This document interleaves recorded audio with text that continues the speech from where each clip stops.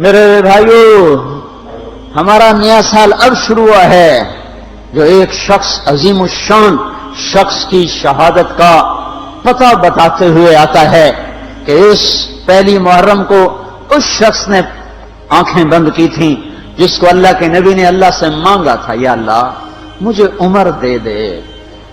اللہ کا دین ہے اتنا عظیم الشان دین، اس دین کی بلندی کے لیے اللہ کے نبی نے ہاتھ اٹھائے، اے میرے اللہ عمر بن خطاب کا تجھ سے سوال کرتا ہوں، اللہم اعز الاسلام بعہد العمرین، میرے مولا یہ دو عمر ہیں، ایک عمر بن ہشام ہے جو ابو جہل کہلاتا ہے، ایک عمر بن خطاب ہے، میرے مولا ان دو میں سے ایک دے دے۔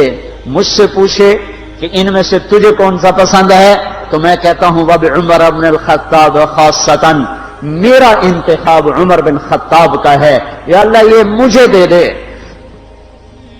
بدھ کو ابو بکر رضی اللہ تعالیٰ عنہ کو مار پڑی حرم میں، اتنا مارا کہ ان کا چہرہ ناک سب برابر ہو گیا، آنکھیں چھپ گئیں گوشت میں سوج کر، سر کے بال اتر گئے۔ بنو تیم نے آ کے اٹھا کر لے کر انہیں اعلان کیا اگر ابو بکر مر گیا تو اس کے بدلے میں ہم عتبہ کو قتل کریں گے، اور اتنے ٹائٹ اور سنگین صورتحال سارے مکے میں ہو گئی۔ صبح تک ہوش نہیں آیا، آخری پہر میں ہوش آیا تو ہوش میں آتے ہی فرمایا ماذا فعل رسول اللہ، اللہ کے رسول کا کیا حال ہے؟ تو خاندان والے ناراض ہو گئے، جس کی خاطر تو اتنا خوار ہوا پھر اسی کا نام لیتا ہے، ہم جا رہے ہیں۔ پھر ماں سے کہنے لگے چلو اس کو کچھ کھلا پلا تو دو، رشتے ناطے کا بڑا خیال کرتے تھے قریش۔ ماں نے دودھ پلانا چاہا، کہا نہیں پہلے مجھے بتاؤ اللہ کے نبی کا کیا حال ہے، پھر دودھ پیوں گا۔ تو ان کی ماں تو بھی مسلمان نہیں ہوئی تھی، کہ مجھے کیا پتا تیرے ساتھی کا کیا حال ہے، کہ ام جمیل کو بلاؤ۔ ام جمیل حضرت عمر کی بہن ام جمیل آ گئیں، پوچھا اللہ کے نبی کہاں ہیں؟ کہا زید بن ارقم کے گھر پر ہیں۔ ٹھیک ہیں، کہا نہیں جب تک دیکھ نہ لوں مجھے چین نہ آئے گا۔ تو حال یہ تھا، ایک کندھا ماں کے کندھے پر ہاتھ رکھا، ادھر ام جمیل کے کندھے پر ہاتھ رکھا، پاؤں سے گھسٹتے ہوئے آپ زید بن ارقم کے گھر پر، گھر قریب تھا، دونوں ہی مسفلہ میں رہتے تھے، جس کو آج مسفلہ کہتے ہیں۔ مکہ ٹاور جو لوگوں نے دیکھا ہے، مکہ ٹاور کے پیچھے ہی ابو بکر کا گھر تھا، اسی طرف میں تھوڑا سا آگے زید بن ارقم کا گھر تھا۔ تو گھسٹتے ہوئے پاؤں کے ساتھ جب وہاں پہنچے، آپ کی جب نظر پڑی اللہ کے نبی کی تو گلے لگ کر آپ اتنا روئے کہ آپ کی ہچکیاں بند تھیں، پھوٹ پھوٹ کے روئے۔ موقع غنیمت جانا کہ یا رسول اللہ یہ میری ماں ابھی تک ایمان لئی، اس کے ایمان کی دعا فرما دیں۔ آپ کے ہاتھ اٹھنے تھے کہ ابوبکر کی ماں کا سینہ ایمان سے روشن ہو گیا۔ یہاں پھر آپ نے بے بس ہو کر کہا اے میرے رب ایک عمر مجھے دے دے، یا عمر بن خطاب دے دے، یا عمر بن ہشام دے دے، اور میں عمر بن خطاب مانگتا ہوں۔ یہ جمعرات کو رات کا واقعہ، بدھ جمعرات کی درمیانی رات کو دعا مانگی گئی ہے۔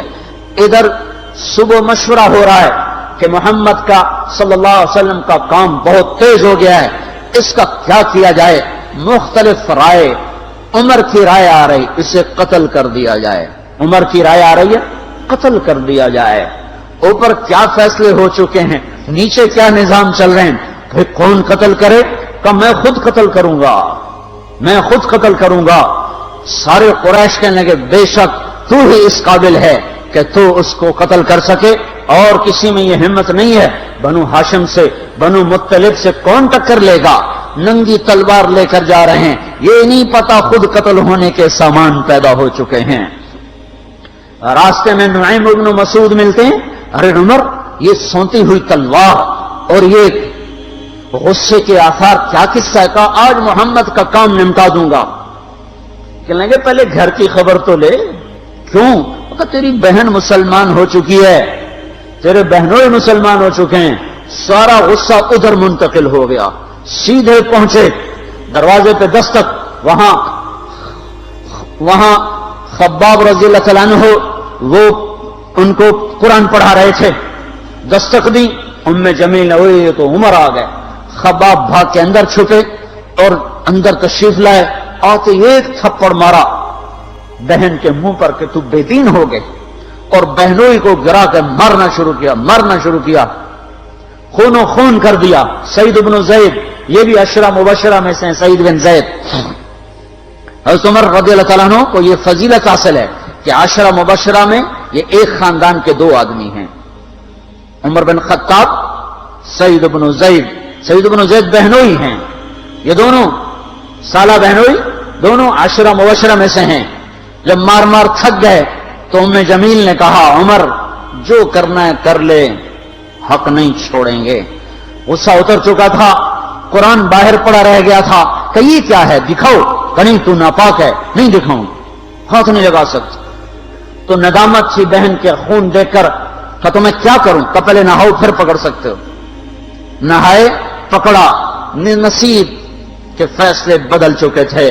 سامنے آیا طٰہ ما انزلنا علیک القرآن لتشقى الا تذکرۃ لمن یخشى تنزیل ممن خلق الارض والسماوات العلی الرحمن علی العرش استوى له ما في السماوات وما في الارض وما بينهما وما تحت الثرى وان تجهر بالقول فانه يعلم السر واخفى اللہ لا الہ الا ہو لہ الاسماء الحسنى وهل اتاك حدیث موسیٰ اذ رأى نارا فقال لأهلهم امكثوا إني آنست نارا لعلي آتيكم منها بقبس أو أجد على النار هدى فلما أتاها نودي يا موسى إني أنا ربك فاخلع نعليك إنك بالوادي المقدس طوى وأنا اخترتك فاستمع لما يوحى إنني أنا الله لا إله إلا أنا۔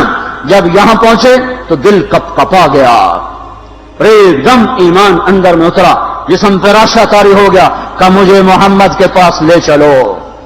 تو اسی وقت خباب نکل آئے کہ مبارک مبارک عمر، لگتا ہے رات کی دعا تیرے حق میں قبول ہو گئی۔ تلوار اسی طرح ہاتھ میں زید بن ارقم کے گھر کی طرف چلے کہ واڑ میں صحابہ نے دیکھا یا رسول اللہ عمر آ رہا ہے۔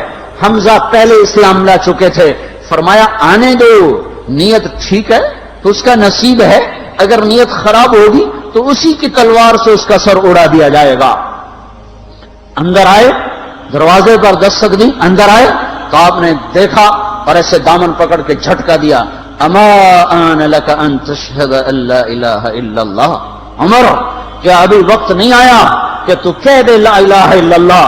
ان کا ہاں وقت آ گیا، میں کہتا ہوں لا الہ الا اللہ محمد الرسول اللہ۔ یہ کہنا تھا کہ خوشی کی لہر دوڑی، صحابہ نے تکبیر کہی، اسی وقت جبریل اترے، عرض کی یا رسول اللہ آپ کو عمر کے اسلام پہ خوشی ہو رہی ہے؟ فرمایا ہاں ہو رہی ہے، کہ سارے آسمان کے فرشتے بھی خوش ہو رہے ہیں۔ کیا عمر مسلمان ہوا، کیا ماؤں نے لال جنے تھے، کیا دھرتی نے انسان دیکھے تھے، آج تک دنیا ایسا بادشاہ نہ دکھا سکی۔